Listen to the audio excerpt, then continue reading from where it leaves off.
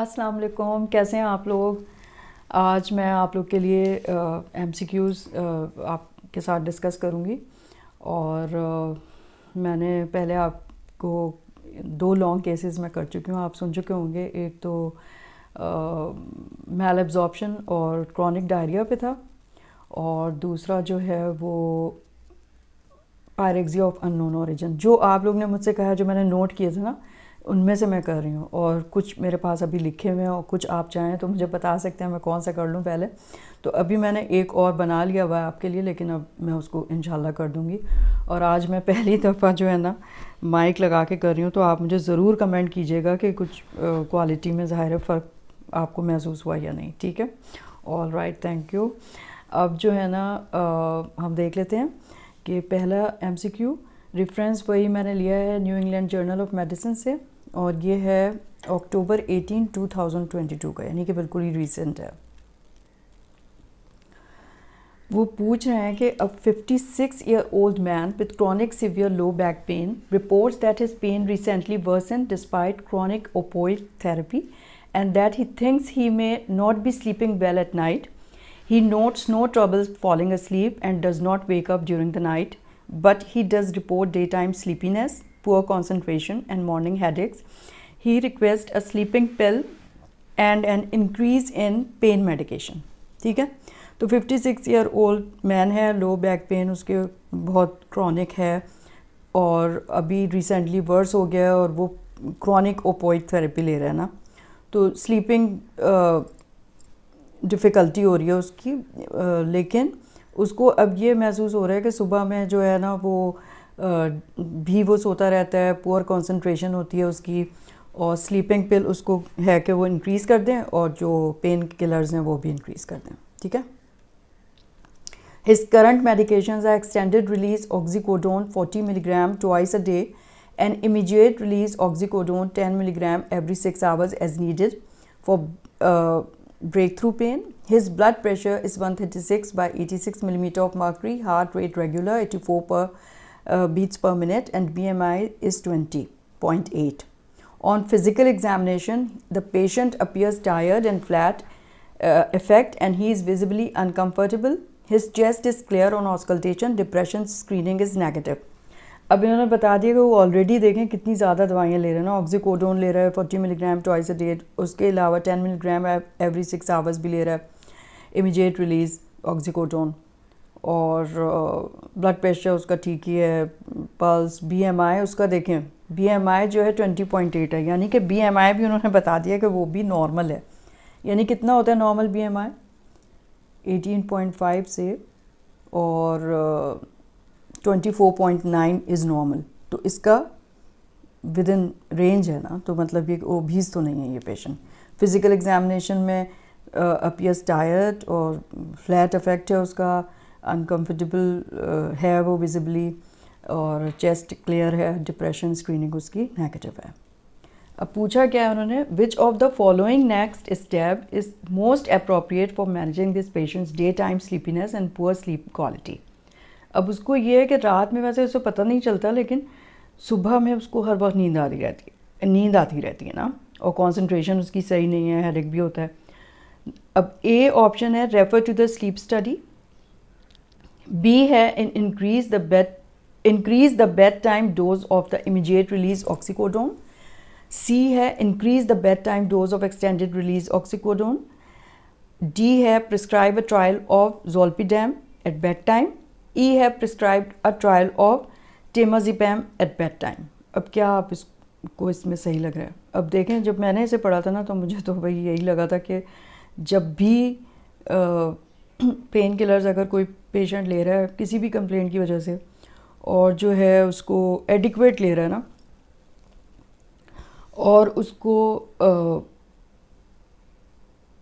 सुबह में भी नींद आती रहती है पूरा वक्त, और ना उसकी वजह से उसकी कंसंट्रेशन नहीं होती, मॉर्निंग हेडेक होते हैं, तो स्लीप एपनिया ज़रूर सोचना चाहिए आपको। हालांकि उसमें उन्होंने बता दिया है कि ओबीज़ नहीं है वो पेशेंट, ओबेसिटी में होता है ज़्यादातर। हम ये समझते हैं, मैं भी यही समझती थी कि ओबेसिटी जब तक नहीं होगी तो स्लीप एपनिया, लेकिन ऐसी बात नहीं है। नॉन ओबीज़ पेशेंट को भी ये होता है, क्योंकि उनके अंदर पैलेटाइन मसल या तो हाइपरट्रॉफीड हो गए होते हैं, और वो रात में जो है ना ऑब्स्ट्रक्ट हो जाता है। तो आप इससे हरगिज़, अगर कोई पेशेंट आपको लगे कि वो ओबीज़ नहीं है, तो आपने सोचना ही नहीं है उसके बारे में कि उसको ये भी हो सकता है ऑब्स्ट्रक्टिव स्लीप एपनिया। ठीक है, तो मैंने यही समझा है कि इसमें सबसे सही जो है रेफ़र टू द स्लीप, यानी कि उसकी पॉलीसोमनोग्राफी होनी चाहिए ना। तो करेक्ट ऑप्शन यही है E, refer to sleep study. की लर्निंग पॉइंट क्या है? Self reported daytime sleepiness and poor sleep quality in a patient taking chronic opioid therapy should raise concern for central sleep apnea which is more common with light dose opioids and with concurrent use of medication that depress the central nervous system और respiratory system। वो तो मैंने बताया obese नहीं है, लेकिन इसको central sleep apnoea obstructive नहीं हो रहा, इसको सेंट्रल हो रहा है। क्यों? इसलिए कि इतनी सारी ये जो पेन किलर ले रहा है वो सिडेटिव हैं, ठीक है, जो नर्वस सिस्टम को डिप्रेस करती हैं। और वैसे भी इस तरह के जो पेशेंट होते हैं ना, जिनको स्लीप एपनिया हो रहा होता है, वो बैठे बैठे सो जाते हैं। अक्सर ये होता है कि मतलब बिल्कुल आराम से बात कर रहे हैं, एकदम से सो गए, फिर उठ गए और कंटिन्यू कर लिया अपनी जो कन्वर्सेशन थी।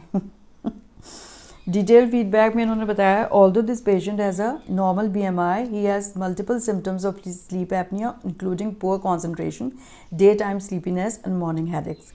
He should therefore be referred for a sleep study. He likely has both obstructive and central sleep apnea related to high dose opioid.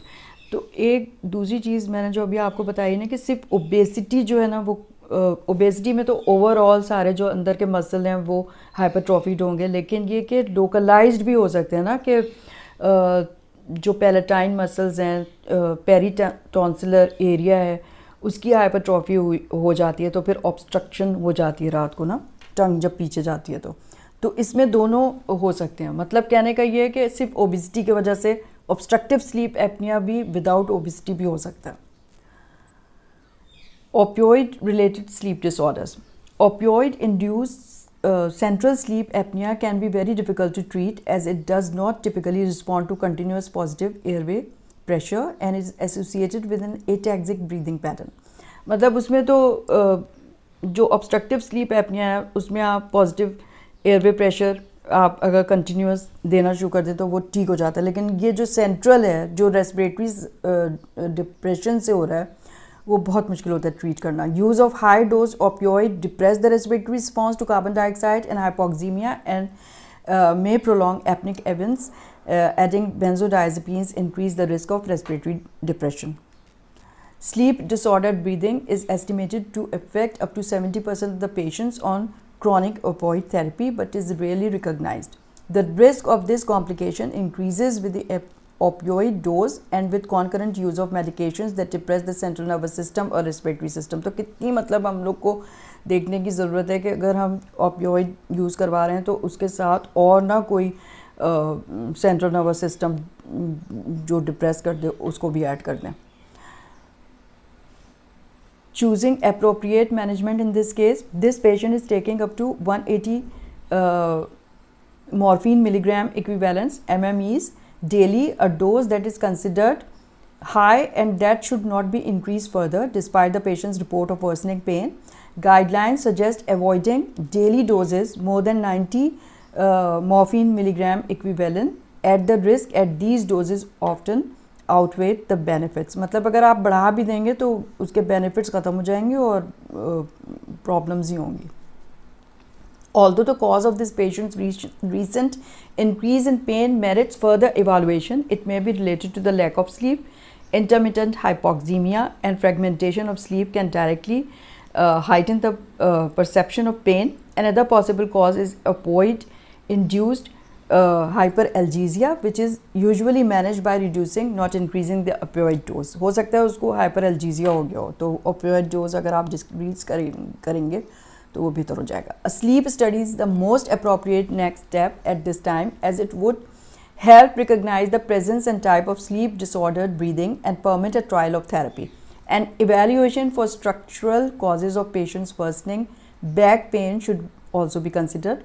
One could also consider a referral to a pain center and the addition of naloxone। naloxone क्योंकि respiratory depression बचा रहा है तो शायद इसलिए adding zolpidem or benzodiazepine, for example, for example temazepam जो उन्होंने एक ऑप्शन में रखा है, to this patient's regimen is contraindicated. These medication as well as alcohol and other sedative drugs work synergistically with opioid, thereby increasing the risk of disordered breathing during sleep, respiratory suppression and death. ठीक है, तो अगर हम और increase करें या sleeping पिल दे दें बगैर उसको वो कराए हुए, तो वो तो रेस्पिरेटरी सप्रेशन और हो जाएगी और it can lead to death also. ठीक है, तो पहला हमारा ये हो गया. अब जो है वो भी मैंने new England journal of medicine से लिया है और इसमें मैंने डेट नहीं डाली, शायद अभी रिसेंट ही है. ठीक है, 2022 का ही है, लेकिन मैंने मंथ लिखना मैं भूल गई हूँ. A 72-year-old woman with mild chronic obstructive pulmonary disease यानी COPD reports 2 days of progressive dyspnea and is hospitalized. She is producing white sputum and has no fever or chills. On examination, her respiratory rate is 20 breaths per minute. Oxygen saturation is 90% while she is breathing ambient air. Her expiratory time is markedly prolonged and she has bilateral expiratory wheezes. She is up to date with COVID-19 vaccination and her SARS-CoV-2 is negative. Her ABGs show pH of 7.35. Partial pressure of carbon dioxide is 46 mm of mercury and partial pressure of oxygen is 60 mm of mercury. Her chest radiograph is normal. मतलब उन्होंने बताया COPD है एक patient को, 72 years की है वो, और 2 दिन का प्रोग्रेसिव डिस्निया उसको हो रहा है, हॉस्पिटलाइज हो गई है, वाइट स्पूटम आ रहा है लेकिन कोई उसको चिल्स या फीवर्स नहीं है. एग्जामिनेशन में सब कुछ नॉर्मली आ रहा है, उसका रेस्पिरेटरी रेट भी नॉर्मल है. सिर्फ आपको क्या मिल रहा है, expiratory time is markedly prolong, यानी कि उसको एक्सपिरेटरी विजेज हो रहे हैं, बायलैटरल हैं वो, और कोविड-19 भी उसकी वैक्सीनेशन भी अप टू डेट है, और अभी जो करा के देखा है वो नेगेटिव है. ABG में pH भी सही आ रही है, सिर्फ उसको हाइपोक्सीमिया आ रहा है ना 60 मिलीमीटर. हर चेस्ट रेडियोग्राफ वो भी नॉर्मल है. अब उन्होंने पूछा है, in addition to a systemic glucocorticoids which one of the following initial therapies is most appropriate for this patient. अब एक है non invasive positive pressure ventilation, B है पिप्रासिलिन टेजोबैक्टम, C है फ्यूरोसिमाइड, D है high flow oxygen at 40% inspired fraction of oxygen, and E है inhale albuterol and ipratropium. तो क्या होगा, देखें ना आप, ना उसको फीवर है ना चिल्स हो रहे हैं, सिर्फ डिस्निया हो रहा है, हाइपोक्सीमिया हो रहा है और वीजेस हैं. तो सीधा सीधा आप उसको जो है इनहेल्ड एल्ब्यूट्रॉल और इप्राट्रोपियम की ज़रूरत है. ठीक है, एंटीबायोटिक की ज़रूरत क्यों नहीं है कि उन्होंने चेस्ट एक्सरे आपको बताया कि उसमें कुछ भी नहीं है, यानी कि ना कोई नमूनिया ना कोई ऐसी एक्सेसबेशन हुई, बस सिर्फ सिंपल एक्सेसबेशन और COPD है वो. ठीक है, करेक्ट ऑप्शन यही है, इनहेल एल्ब्यूट्रॉल एंड इप्राट्रोपियम. की लर्निंग पॉइंट है, the purpose of primary therapy in a patient with acute exacerbation of COPD is reversing bronchoconstriction and to aid in ventilation. तो जाहिर बात है कि वीजेस आ रहे हैं तो ब्रोंकोकंस्ट्रिक्शन हुई हुई है, तो उसको आप रिवर्स कर देंगे और सिस्टमिक कॉर्टिकोस्टेरॉइड लेकिन आपको देना पड़ेगा. डिटेल फीडबैक उन्होंने दिया है, her chest radiograph shows no evidence of pneumonia और वॉल्यूम ओवरलोड. वॉल्यूम ओवरलोड होता तो फिर आपका एक था ना ऑप्शन वो फ्यूरोसिमाइड वाला, तो उसकी भी ज़रूरत नहीं है. Given the other test result, the most likely diagnosis is an acute exacerbation of COPD. First line treatment inhaled albuterol and ipratropium to aid in reversing bronchoconstrictions. Meter dose inhalers or nebulized therapies are equivalent for this purpose. Systemic glucocorticoids also help attenuate the inflammatory response, improve symptoms and lung function, and limit the length of hospital stay. फिर उन्होंने कह दिया कि antibiotics have a role in treating an acute exacerbation, particularly when the exacerbation warrants admission in the hospital with fever and chills अगर उसको हो रहा है तो. ठीक है, तो ये वाला ख़त्म हो गया. नेक्स्ट MCQ है हमारा, रेफरेंस मैंने वही new England journal of medicine से लिया, June 29, 2021. A 72-year-old woman with a history of frequent urinary tract infections who has a chronic suprapubic catheter to manage a neurogenic bladder associated with multiple sclerosis presents for follow-up. A urine culture obtained 3 days earlier documented more than 100,000 colony forming units per milliliter of pan-sensitive E. coli.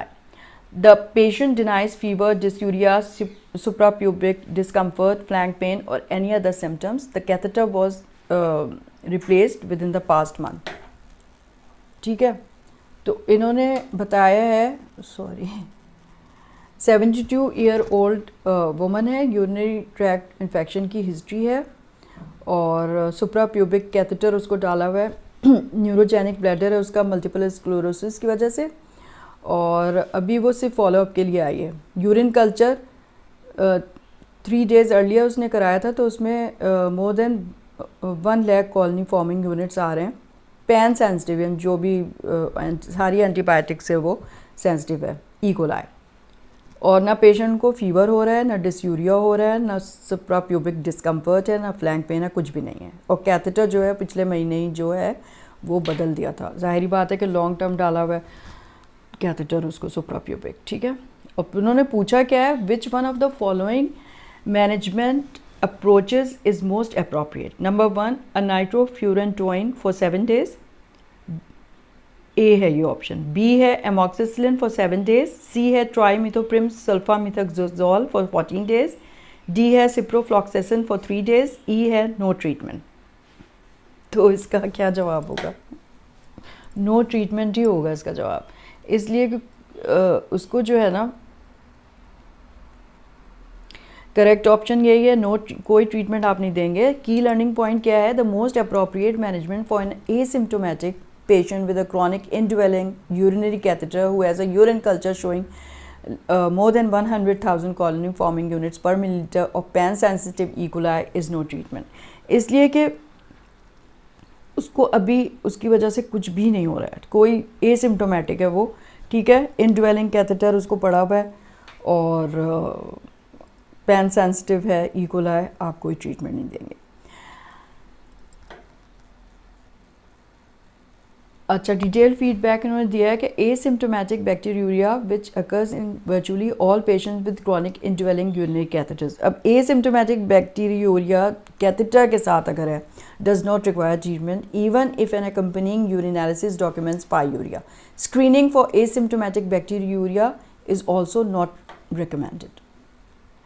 Although bacteriuria increases the risk for symptomatic urinary infections, treating asymptomatic bacteriuria does not limit the frequency of future symptomatic infections and improve other outcomes.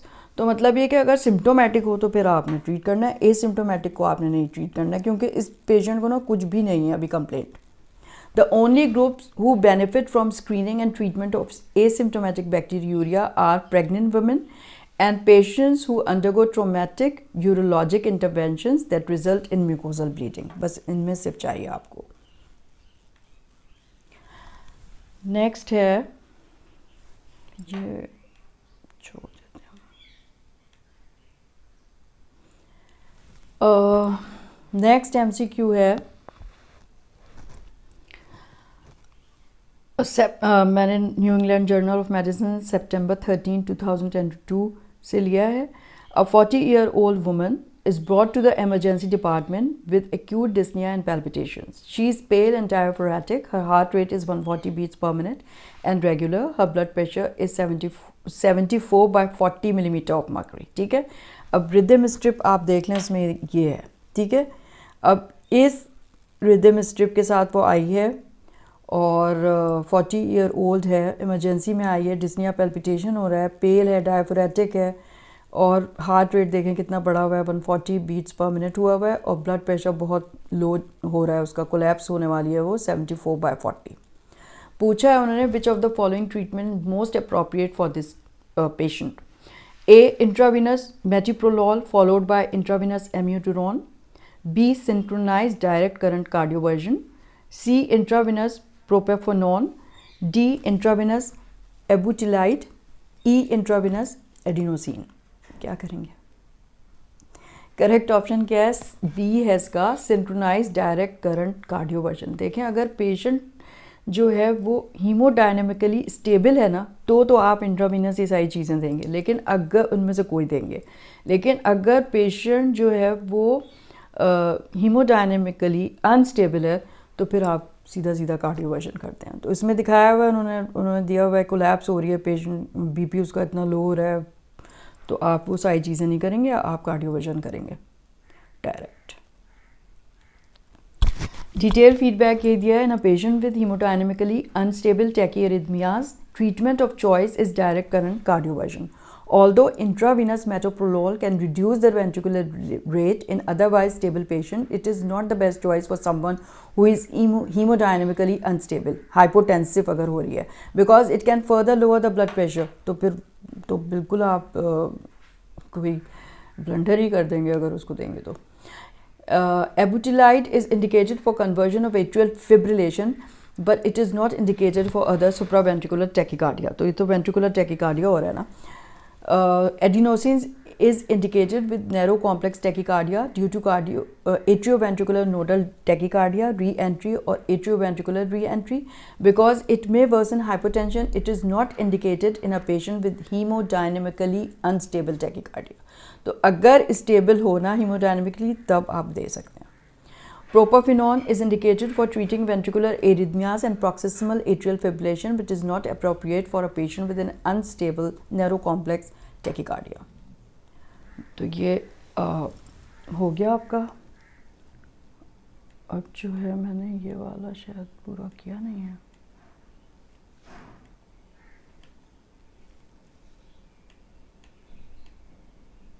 Actually मैंने जो है ना, मुझे time नहीं मिला था, तो मैंने एक इसमें से बीच में ना इनकम्प्लीट है तो वो मैंने छोड़ दिया, फिर मैंने दूसरा शुरू कर दिया था, क्योंकि मेरे पास जो आते रहते हैं ना मेरी ईमेल में जो आते रहते हैं updates new England journal of medicine के, तो फिर मैं क्योंकि भूलने लगती हूँ ना, इतने सारे हो जाते हैं, तो मैंने फिर दूसरा लिखना शुरू कर दिया, तो वो इसको मैंने कंप्लीट ही नहीं किया। तो अभी हम इतना ही कर लेते हैं। ये वाला मुझे लग रहा है कि मैंने शायद कंप्लीट लिखा नहीं है। ठीक है, तो ज़रूर मुझे लिखिएगा कि आपके लिए ये आपको ये कैसे लगे, MCQs हेल्प किया इन्होंने आपको या नहीं, और मुझे कमेंट ज़रूर आप किया करें प्लीज़। ठीक है, ताकि मेरी स्पिरिट रहे और मैं करती रहूँ, फिर मुझे खुशी होती है और मैं बहुत तंदुही से आपके लिए ना ये बनाती हूँ बैठ के। ठीक है, all right, thank you so much. खुदा हाफिज़।